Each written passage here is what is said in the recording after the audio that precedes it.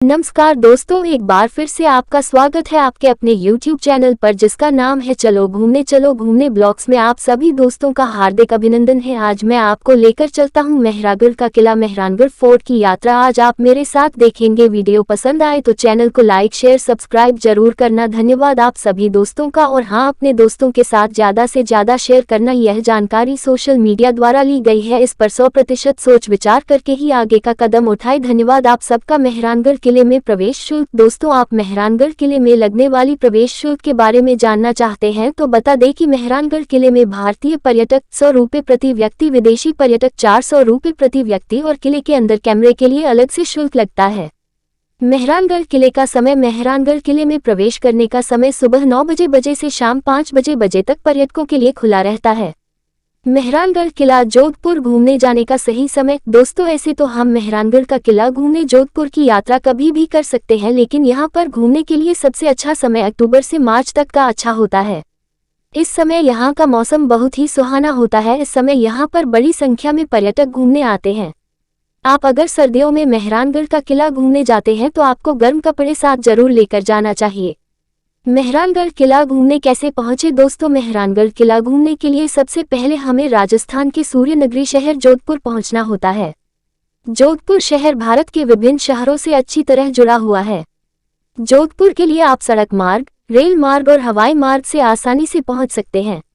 मेहरानगढ़ किला जोधपुर शहर से लगभग 5 किलोमीटर की दूरी पर स्थित है। जोधपुर पहुंचने के बाद आप मेहरानगढ़ किले के लिए बस, टैक्सी या फिर बाइक से आसानी से पहुंच सकते हैं। मेहरानगढ़ फोर्ट इन हिंदी। मेहरानगढ़ का किला भारत के राजस्थान राज्य में सूर्यनगरी शहर के नाम से मशहूर जोधपुर शहर में स्थित है। मेहरानगढ़ का किला भारत के सबसे बड़े किलों में से एक है। मेहरानगढ़ किले का निर्माण सन 1459 ईस्वी में मारवाड़ के राजा राव जोधा ने करवाया था। मेहरानगढ़ दुर्ग एक ऊंची पहाड़ी पर स्थित है जो धरातल से लगभग 400 फीट ऊंचाई है।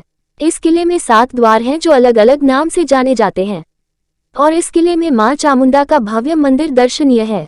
मेहरानगढ़ किला पूरे भारत और विश्व में प्रसिद्ध है, इसीलिए यहाँ पर हमेशा देसी और विदेशी पर्यटकों का आना जाना लगा रहता है।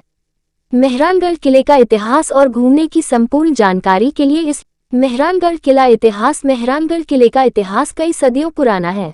राजस्थान में 15वीं शताब्दी में बना हुआ यह किला भारत की समृद्धि व महानता का प्रतीक है और प्राचीन समय की कला का एक अजीब व बेजोड़ नमूना है।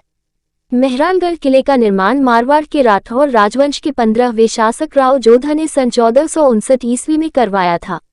राव जोधा जोधपुर के महाराजा रणमल की 24 संतानों में से एक थे। पहले मारवाड़ का शासन मंडोर पर हुआ करता था, लेकिन महाराजा रणमल की मृत्यु के बाद मारवाड़ का उत्तराधिकारी राव जोधा को बनाया गया था, लेकिन कुछ समय बाद राव जोधा से उनका राज्य छिन गया। फिर राव जोधा ने लगातार कुछ वर्षों तक युद्ध जारी रखा और फिर से मंडोर पर अपना कब्जा कर लिया। तब राव जोधा को मंडोर का किला ज्यादा सुरक्षित नहीं लगा, इसीलिए उन्होंने मंडोर से 9 किलोमीटर दूर एक पहाड़ी पर किला बनाया जो आज मेहरानगढ़ किले के नाम से पूरी दुनिया में प्रसिद्ध है। राव जोधा के बाद मारवाड़ के शासकों द्वारा इस किले में कई महल और प्रवेश द्वारों का निर्माण करवाया गया था। मेहरानगढ़ किले का इतिहास में कई और भी घटनाएं हैं। मेहरानगढ़ का किला श्रापित क्यों है। पौराणिक कथाओं के अनुसार कहा जाता है कि जिस पहाड़ी पर मेहरानगढ़ का किला स्थित है वहां पर पहले एक साधु महात्मा तपस्या किया करते थे और पास में ही एक पानी का स्रोत था। जब राव जोधा ने इस पहाड़ी पर किले का निर्माण शुरू करवाया तब राजा ने साधु महात्मा को यहाँ से जाने के लिए कहा। तब साधु महात्मा क्रोधित हो उठे और जाते वक्त उन्होंने श्राप देते हुए कहा कि जिस पानी के लिए तुम मुझे यहाँ से हटा रहे हो वह कुछ समय बाद सूख जाएगा। और कुछ समय बाद यहाँ पर लगातार पानी की कमी होने लगी। तब राजा ने साधु महात्मा से माफी मांगी। तब साधु महात्मा ने कहा कि इस श्राप को मुक्त करने के लिए सिर्फ एक ही उपाय है कि राज्य के कोई व्यक्ति को अपनी इच्छा से किले के नीचे जिंदा दफन होकर अपने जीवन की बलि देनी पड़ेगी। राजा राम मेघवाल की समाधि। मेहरानगढ़ किला। जब महाराजा को ऐसा कोई व्यक्ति नहीं मिला जो किले की नींव में अपने प्राणों की बलि दे सके, तब राजा राम मेघवाल नाम के एक व्यक्ति आगे आए और किले की नींव में अपनी इच्छा से अपने प्राणों की बलि देने के लिए कहा। तब राजा राम मेघवाल को एक शुभ दिन और एक शुभ स्थान पर जिंदा दफनाया गया ताकि मेहरानगढ़ किले की नींव रखी जा सके। राजा राम मेघवाल के बलिदान को श्रद्धांजलि देने के लिए किले में उनकी कब्र के ऊपर बलुआ पत्थर का स्मारक बनाया गया है। इस स्मारक में राजा राम का नाम व उनके बलिदान की तारीख और अन्य जानकारियां एक शिलालेख पर लिखी गई हैं। ताकि आने वाले समय में उनके बारे में बताया जा सके। राजाराम की समाधि के बाद साधु महात्मा का श्राप कम होने लगा और किले के आसपास के इलाकों में पानी की समस्या कम होने लगी। चित्तौड़गढ़ किले का इतिहास। मेहरानगढ़ किले से जुड़ी कहानी। पौराणिक इतिहास के अनुसार कहा जाता है, जब राव जोधा किला बनाने के लिए उचित जगह की तलाश करते हुए इस पहाड़ी पर पहुंचे तो उन्होंने यहाँ पर एक विचित्र नजारा देखा। राव जोधा ने यहाँ पर बकरी को बाघ से लड़ते हुए देखा। बकरी के साहस को देखते हुए राव जोधा ने किला बनाने के लिए इस जगह को उचित माना। मेहरानगढ़ किले की वास्तुकला। मेहरानगढ़ का यह किला भारत की समृद्धि व महानता का प्रतीक है और प्राचीन समय में की गई कारीगरी और खूबसूरत नक्काशी का बेजोड़ नमूना है। बस द्वारा आप जोधपुर आसानी से पहुंच सकते हैं।